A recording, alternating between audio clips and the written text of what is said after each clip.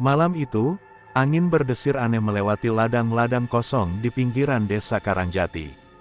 Cahaya bulan tersamar kabut, dan suara lolongan serigala terdengar dari arah hutan belakang desa. Di tengah kegelapan, seorang pria tua bersarung batik lusuh berdiri di tengah ladang kering, memegang sesajen berisi kepala ayam, bunga 7 rupa, dan kemenyan yang menyala. Namanya Pak Rawi, seorang petani miskin yang tak sanggup lagi menanggung beban hidup. Dulu, Pak Rawi hidup berkecukupan bersama istrinya dan 2 anak mereka. Namun gagal panen berturut-turut, utang menumpuk, dan anak-anaknya jatuh sakit parah. Seorang dukun tua dari dusun seberang, Mbah Kerti, memberinya jalan singkat, pesugihan ladang setan, ritual kuno dari zaman leluhur, yang ditinggalkan karena meminta tumbal manusia. Kowe kudu wani, ro. Tumbaliku siji pisantok, tapi ora bisa ditolak. Yen wis janji, ora iso dibatalke, kata Mbah Kerti dengan suara berat dan mata yang tak berkedip. Pak Rawi yang sudah putus asa hanya bisa mengangguk. Ia tidak tahu siapa yang akan diambil sebagai tumbal, tapi ia nekat. Apapun demi mengangkat keluarganya dari jurang kemiskinan. Ritual dilakukan tengah malam Jumat Kliwon. Di tengah ladang mati yang dikelilingi pohon randu tua, Pak Rawi mengikuti petunjuk Mbah Kerti. Ia harus memanggil arwah penunggu ladang, sosok yang disebut Silembuswana, makhluk tinggi besar bermata merah dan berlidah menjulur panjang, yang dipercaya sebagai perantara kekayaan dan kematian. Saat asap kemenyan menebal, tanah di bawah kaki Pak Rawi mulai bergetar. Bau anyir darah bercampur belerang menusuk hidungnya. Tiba-tiba, muncul retakan besar di tanah, dan dari sana melesat keluar makhluk hitam tinggi menjulang, matanya menyala merah membakar, dengan mulut yang menganga meneteskan darah. Suara geraman beratnya menggema ke seluruh ladang. Sebut namamu, dan kuberi apa yang kau inginkan, suara makhluk itu dalam bahasa Jawa kuno, namun entah bagaimana bisa dipahami Pak Rawi. Ia gemetar, tapi tetap menjawab, aku Rawi. Aku ingin kekayaan, rumah besar, sawah luas, anak-anakku sembuh. Silembuswana mengangguk pelan, tumbalnya akan kuambil di waktu yang tak bisa kau tebak, tak bisa kau hindari, 1 darah dari darahmu, 1 jiwa dari sekitarmu. Setuju. Pak Rawi sempat ragu, namun ia membalas, setuju. Sejak malam itu, hidup Pak Rawi berubah drastis. Tanaman di ladangnya tumbuh subur walau tanpa hujan. Orang-orang mulai membeli hasil panennya dengan harga tinggi. Dalam waktu 3 bulan, ia punya rumah bata 2 lantai, mobil pikap, dan istri serta anaknya sembuh total. Warga mulai berbisik, bertanya-tanya dari mana datangnya kekayaan Pak Rawi. Namun bayangan mengerikan mulai menghantuinya setiap malam. Ia sering terbangun pukul 3 dini hari, melihat sesosok pocong berdiri di pojok kamarnya, diam memandangnya. Kadang ia mendengar suara derap langkah dan tangis bocah dari bawah lantai rumah. Ia tahu, waktunya tinggal menunggu. Suatu malam, anak bungsunya, Risa, mengigau keras, menjerit menyebut nama-nama orang yang telah mati. Ia menggigil sambil menunjuk ke pojok ruangan. Itu, ayah, itu orang hitam tinggi itu di sana, dia bilang mau ambil aku. Pak Rawi ketakutan, ia memeluk Risa erat. Dalam hatinya, ia berharap tumbal itu bukan anaknya.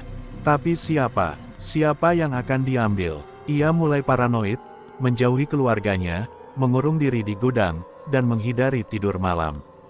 Di desa, orang-orang mulai mengalami kejadian aneh. Seekor sapi milik tetangga ditemukan mati dengan mata melotot dan lidah terjulur. Seorang petani lain melihat bayangan hitam besar melintasi sawah tengah malam. Anak-anak kecil mengeluh melihat orang tinggi berdiri di luar jendela rumah mereka.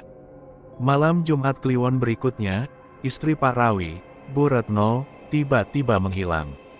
Pagi harinya, hanya ditemukan bekas tapak kaki besar yang membara di belakang rumah, mengarah ke ladang. Bau anyir dan amis menyebar dari sana. Pak Rawi jatuh terduduk saat mendapati kain kebaya istrinya tersangkut di batang pohon randu. Di bawahnya ada sisa darah segar dan sehelai rambut. Ia menangis histeris, namun dalam hati tahu, ini adalah harga dari kesepakatan yang ia buat. Tapi teror tak berhenti di sana. Kini, Risa mulai kerasukan tiap malam. Ia bicara dengan suara berat, terkekeh menyeramkan. Tumbal belum cukup, satu lagi. Pak Rawi mencari Mbah Kerti, tapi rumahnya kosong. Tetangga mengatakan si dukun tua itu menghilang sejak 3 hari lalu. Yang tersisa hanya bau busuk dari rumahnya dan patung hitam yang berdiri di halaman, berbentuk seperti si Lembuswana. Dalam keputusasaan, Pak Rawi mencoba membakar sesajen dan menolak kelanjutan perjanjian. Tapi malam itu, ladangnya terbakar sendiri. Api berwarna biru menjilat pohon randu, dan dari dalam kobaran, terdengar suara tawa dan tangis bersamaan. 3 hari kemudian, tetangga menemukan tubuh Pak Rawi tergantung di tengah ladang.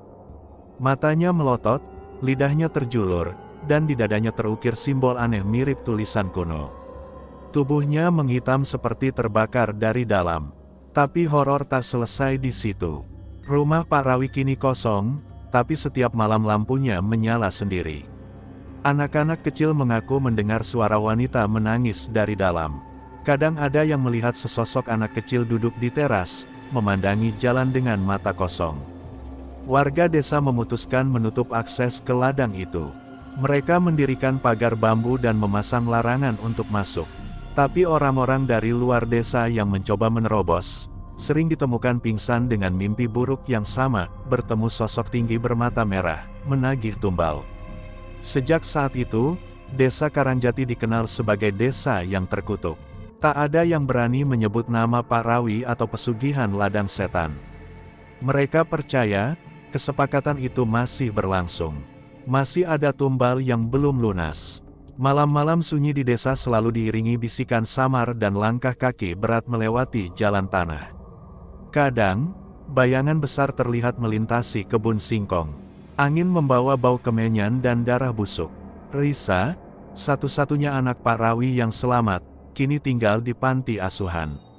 Tapi para pengasuh mengatakan tiap malam, Risa akan menggambar sosok yang sama di dinding, makhluk tinggi bermata merah dengan taring panjang dan lidah yang menjulur.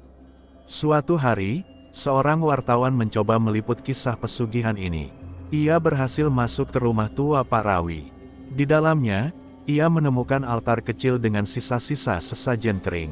Di dinding rumah, terdapat ukiran nama-nama yang dicoret merah. Salah satu nama belum dicoret, Risa. Malam setelah kunjungan itu, wartawan tersebut menghilang. Mobilnya ditemukan di depan rumah kosong itu, pintu terbuka, kamera pecah, dan lantai mobil penuh dengan tanah dan bercak darah segar. Desa Karangjati kembali sepi. Warga tak lagi bicara tentang pesugihan. Tapi setiap malam Jumat Kliwon, suara gendang dan gamelan kuno kadang terdengar samar dari ladang. Seperti ritual kuno yang terus berulang tanpa bisa dihentikan. Beberapa paranormal pernah mencoba menutup portal ladang setan, tapi gagal. Mereka malah kerasukan, berbicara dalam bahasa asing, menyebut nama-nama yang tak dikenal.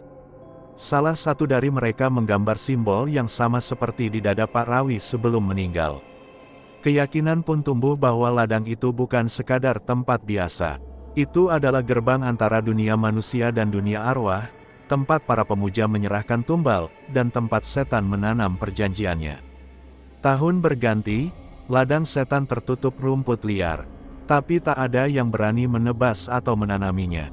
Setiap orang yang mencoba, pasti jatuh sakit, bermimpi buruk, atau bahkan meninggal secara misterius. Dalam catatan desa kuno, disebutkan bahwa leluhur desa dulu pernah mengusir seorang dukun hitam yang menjadikan ladang itu tempat pemujaan. Tapi pengusiran gagal, dukun itu mengutuk tanah itu selamanya akan haus darah. Kutukan itu hidup, setiap beberapa tahun, pasti ada orang yang tergoda untuk mencoba pesugihan. Dan setiap kali, tragedi yang sama terulang, kesepakatan, kekayaan, lalu tumbal dan kehancuran. Ada satu keluarga baru pindah ke desa, tidak tahu tentang kutukan itu. Mereka mencoba membuka kembali ladang itu untuk bercocok tanam. Namun seminggu setelah pembukaan, anak sulung mereka menghilang di tengah malam. Sang ibu mendengar suara pintu terbuka, lalu suara gamelan dari kejauhan.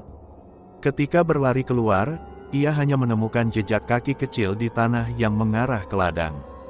Tak ada jejak kembali. Polisi tak bisa membantu. Mereka bahkan menolak masuk ke area ladang. Itu bukan urusan manusia, kata salah satu petugas tua dengan wajah pucat. Desa Karangjati pun makin terkucil. Tak ada pendatang lagi. Rumah-rumah mulai ditinggalkan. Orang-orang lebih memilih pindah daripada hidup berdampingan dengan kutukan. Tapi setiap kali hujan turun deras, suara tangis dan tawa masih terdengar dari ladang. Warga percaya, itu suara arwah-arwah tumbal yang tak pernah bisa tenang. Di bawah pohon randu besar, terkubur rahasia pesugihan yang terus menagih jiwa. Setiap kesepakatan yang dibuat di sana, menjadi rantai baru dalam lingkaran kutukan. Tak ada yang tahu pasti siapa si Lembuswana itu, setan, jin, atau arwah leluhur yang terbelah jiwanya. Tapi satu yang pasti, ia masih hidup dalam perjanjian darah yang belum lunas. Beberapa orang mengatakan telah melihat sosok itu berjalan di pinggir desa. Tinggi, hitam, bermata merah, membawa kepala ayam dan kain kafan. Kadang ia menatap rumah yang lampunya masih menyala larut malam. Risa kini telah dewasa, tapi jiwanya tidak lagi utuh. Ia sering mematung di jendela, memandangi ladang kosong dari kejauhan. Bibirnya kadang komat kamit, mengulang mantra kuno yang tidak ia sadari. Ia menolak bicara dengan siapapun. Tapi suatu malam, ia menulis satu kalimat di buku hariannya, giliran aku yang menagih tumbal berikutnya. Tak ada yang tahu apa maksudnya. Tapi sejak malam itu, satu persatu anak-anak panti mulai mengalami kerasukan dan mimpi buruk. Mereka menyebut nama yang sama, Risa. Para pengurus panti mengunci semua kamar, tapi tetap saja, setiap malam terdengar suara langkah kecil berjalan di koridor. Bayangan tinggi menjulang muncul di CCTV, meski tidak ada siapapun. Panti itu kini ditutup. Terlalu banyak kejadian yang tak bisa dijelaskan. Risa hilang tanpa jejak, tapi orang terakhir yang melihatnya mengatakan ia berjalan ke arah timur, ke arah ladang setan. Dan kini, suara gamelan dan tawa dari arah ladang terdengar lebih keras. Lebih nyata, seolah ada yang membuka kembali perjanjian lama, menyambung kutukan yang belum selesai. Malam-malam Karangjati kembali dipenuhi angin dingin dan kabut pekat. Warga yang tersisa hanya berdoa agar bukan giliran mereka berikutnya. Tapi kutukan tak bisa dihindari. Ia menuntut seperti utang yang tak pernah lunas. Dan di setiap Jumat Kliwon, gerbang antara dunia nyata dan ladang setan terbuka selebar-lebarnya. Jiwa yang lemah, hati yang tamak, selalu menemukan jalannya ke sana. Mengikuti jejak Pak Rawi yang ingin kaya tanpa batas. Dan saat itu tiba, mereka akan mendengar suara dari tanah, tumbalmu telah kutagih. Lalu malam akan sunyi, dan satu nama lagi akan dicoret, dari daftar perjanjian setan yang tak pernah selesai.